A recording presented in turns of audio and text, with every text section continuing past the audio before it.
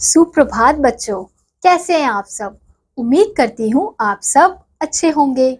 तो बच्चों, पिछली कक्षा में हमने पढ़ा था शब्दों के बारे में। आज की कक्षा में हम पढ़ने वाले हैं अध्याय नंबर 4, जिसका शीर्षक है संज्ञा।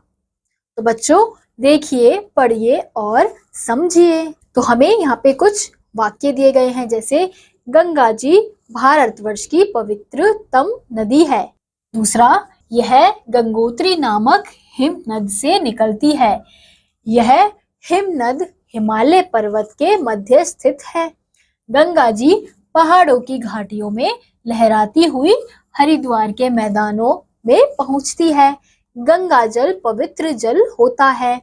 यह वर्षों तक रखे रहने पर भी खराब नहीं होता है। गंगा जी की पवित्रता और बहने की गति प्रशंसनीय है। तो हमने यहाँ पे इन वाक्यों में देखा कि गंगा जी भारतवर्ष, नदी, गंगोत्री, हिमनद, हिमालय पर्वत, पहाड़ों, घाटियों, हरिद्वार, गंगा जल, जल, वर्षों और पवित्रता, गति, ये सब क्या है। अब उपयुक्त वाक्य में रंगीन छपे शब्द व्यक्ति, वस्तु, स्थान, भाव, दशा आदि के नाम हैं। व्याकरण में नाम को संज्ञा कहते हैं, यानी कि अभी जो हमने वाक्य पढ़ा वो क्या थे, वो हर एक चीज के नाम थे। गंगा जी भारतवर्ष क्या है, ये भी नाम है। नदी, ये भी नाम है। हिमनद, वो भी नाम है। हिमालय पर्वत, पहाड़, घाटियां, पर हरिद्वार, गंगा जल, जल, तो ये क्या है, ये एक प्रकार के नाम है। किन किन के, तो व्यक्ति, वस्तु, स्थान, भाव, दशा आदि के नाम है। और नामों को व्याकरण में क्या कहा जाता है, संज्ञा कहा जाता है। इस प्रकार हम कह सकते हैं कि किसी व्यक्ति, वस्तु, स्थान, भाव, दशा आदि के नाम को क्या कहते हैं, संज्ञा कहते हैं। तो सबसे पहले हम देखेंगे संज्ञा के भेद। संज्ञा के निम्नलिखित 3 भेद होते हैं। कौन कौन से, व्यक्तिवाचक, जातिवाचक और भाववाचक। तो सबसे पहले हम पढ़ेंगे व्यक्तिवाचक संज्ञा के बारे में। जिस शब्द से किसी विशेष व्यक्ति, प्राणी, वस्तु या स्थान का बोध हो उसे व्यक्तिवाचक संज्ञा कहते हैं। यानी कि जिन शब्दों से क्या पता चलता है, किसी विशेष व्यक्ति के बारे में, स्थान के बारे में, वस्तु के बारे में और प्राणी के बारे में अगर हमें पता चलता है, तो उन शब्दों को हम क्या कहते हैं, उन शब्दों को व्यक्तिवाचक संज्ञा कहते हैं। तो जैसे यहाँ पे कुछ हमें एक वाक्य दिया गया है, जैसे अमित कल इंडिया गेट देखने दिल्ली गया। तो अमित, इंडिया गेट, दिल्ली, ये क्या है, ये विशेष नाम है। जैसे अमित किसी विशेष व्यक्ति का नाम है, इंडिया गेट विशेष स्थान का नाम है, दिल्ली ये भी विशेष स्थान का नाम है।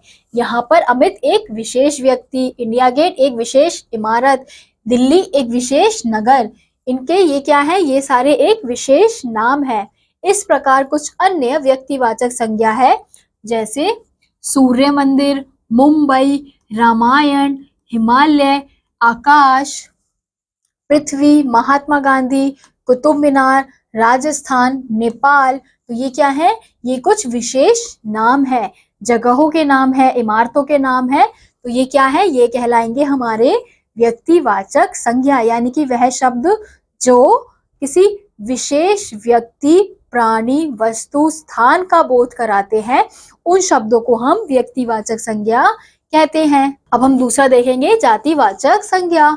किसी जाति के एक ही प्रकार के सभी प्राणियों, वस्तुओं, स्थानों के नाम का बोध कराने वाले शब्द जातिवाचक संज्ञा कहलाते हैं। यानी कि किसी जाति के एक ही प्रकार के सभी प्राणियों को या फिर वस्तुओं को या स्थानों का नाम कराने वाले शब्द को हम क्या कहते हैं, उनको हम जातिवाचक संज्ञा कहते हैं। जैसे जंगल में शेर। अब शेर बहुत सारे होते हैं, लेकिन अगर किसी शेर का एक नाम होता तो वो क्या होगा, वो होगा व्यक्तिवाचक।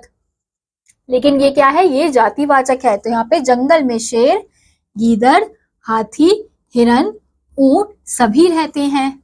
तो यहाँ पर जंगल एक ही प्रकार के स्थानों की जाति का बोध करा रहा है।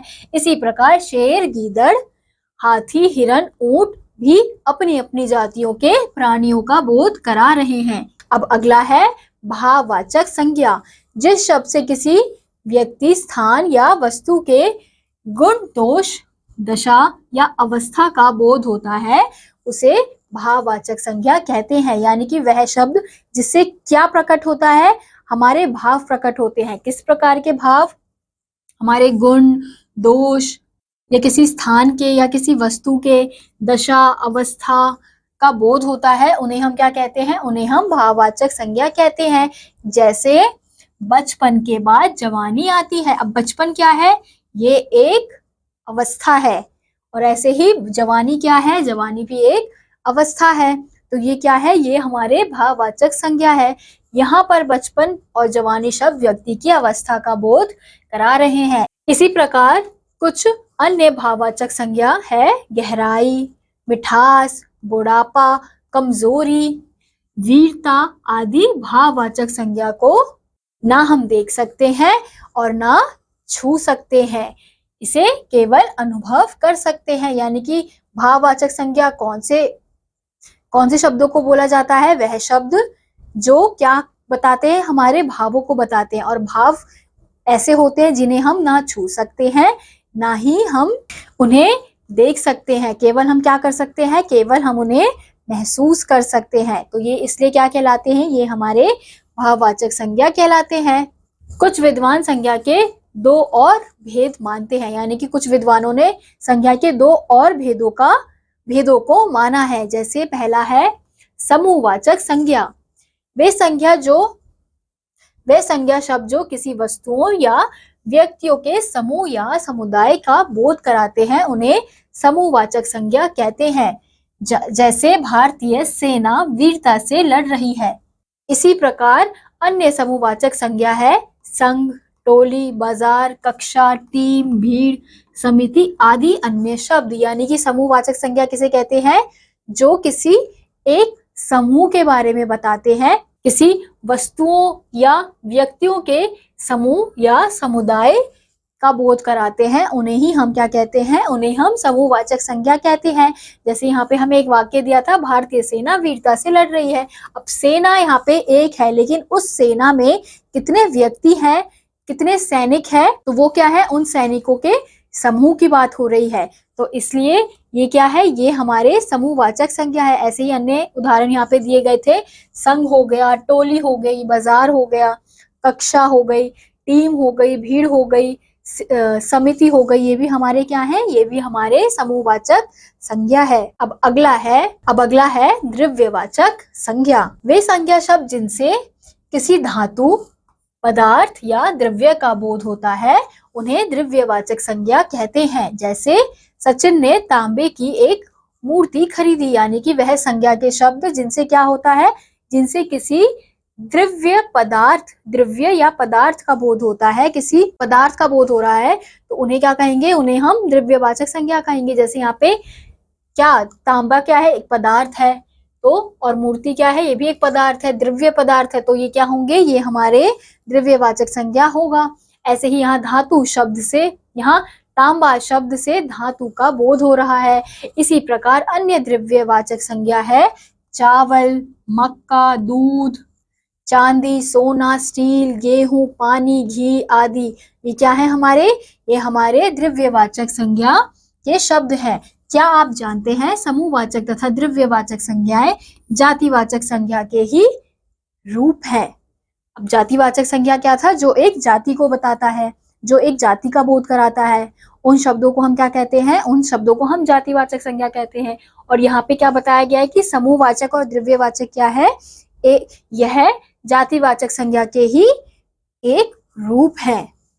तो बच्चों, हमने सीखा सभी नाम संज्ञा कहलाते हैं। यानी कि दुनिया में जितनी भी चीजों के नाम है, जितने भी व्यक्तियों के, स्थान के, प्राणियों के, वस्तुओं के जितने भी नाम है, वो क्या है? उन नामों को ही संज्ञा कहते हैं। संज्ञा 5 प्रकार की होती है। कौन कौन सी? व्यक्तिवाचक, जातिवाचक, भाववाचक, समूहवाचक तथा द्रव्यवाचक। किसी विशेष व्यक्ति या स्थान के नाम व्यक्तिवाचक संज्ञा कहलाते हैं। एक ही प्रकार के सभी प्राणियों वस्तुओं के नाम जातिवाचक संज्ञा कहलाते हैं।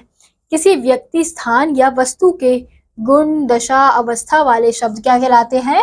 भाववाचक संज्ञा कहलाते हैं। इसी के साथ आज का ये अध्याय यहीं समाप्त होता है।